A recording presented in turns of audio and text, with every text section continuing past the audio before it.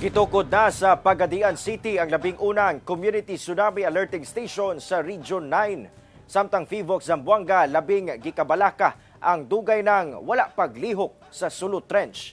Ano ang report ni Krisa Dapitan? Formal nang gi-turnover sa Philippine Institute of Volcanology and Seismology, CONFIVOX, ang ika-86 na Community Tsunami Alerting Station sa Region 9 sa Barangay San Pedro, Pagadian City. Ang maong ekipo, usa ka solar-powered alerting station nga adunay usa ka LED beacon ug electronic siren nga magsilbing warning sa mga komunidad ilabi na sa coastal area sa mga umaabot nga tsunami.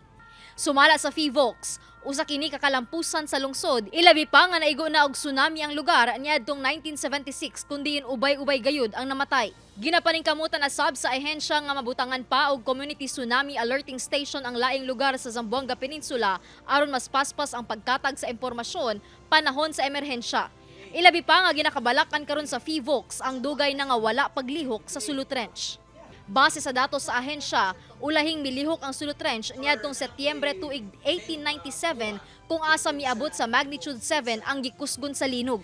Sumala sa FIVOX, kung ugaling mulihok na kini pagbalik, gipaabot nga makamugna kini og magnitude 8 hangtod 8.2 nga gikusgon sa linog. Dili na to maingon mo ng sakit anang kanang monitoring kay dili na to maingon kasi at any time pwede siya mulihok because the average number of earthquakes per day is 20 earthquakes per day.